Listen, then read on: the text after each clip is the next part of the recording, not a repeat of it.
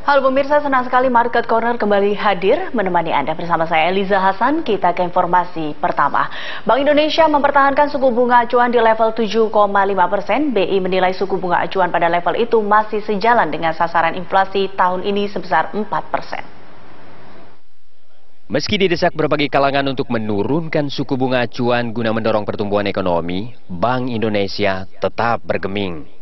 Otoritas moneter itu tetap mempertahankan BI rate pada level 7,5% dan suku bunga fasilitas simpanan pada level 5,50% serta suku bunga fasilitas pinjaman pada level 8%. Menurut Gubernur Bank Indonesia Agus Martowardoyo, suku bunga acuan dipertahankan karena masih banyak risiko ekonomi yang harus diwaspadai ke depan. Antara lain resiko pasar keuangan global yang masih tinggi serta pemulihan ekonomi dunia yang masih berjalan tidak seimbang.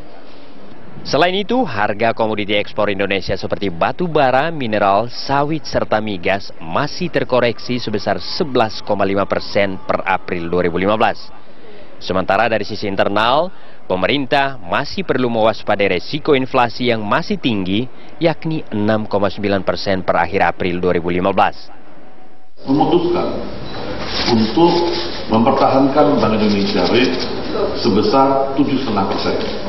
dengan suku bunga deposit facility 5,5% dan lending facility pada level 8%.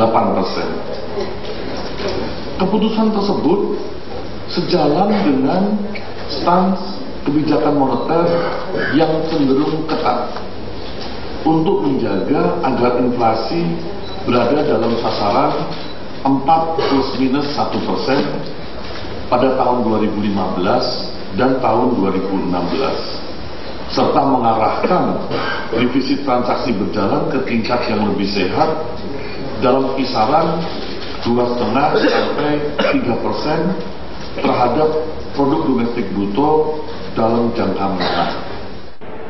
Selama 3 bulan pertama 2015, pertumbuhan ekonomi Indonesia hanya mencapai 4,7%, jauh di bawah target tahun 2015 sebesar 5,7%.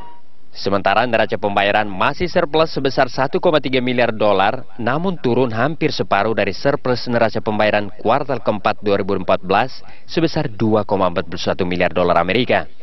Surplus didukung oleh penurunan defisit transaksi berjalan dari 5,67 miliar dolar atau 2,6% dari PDB pada kuartal keempat 2014 menjadi 3,85 miliar dolar atau sekitar 1,8% dari PDB.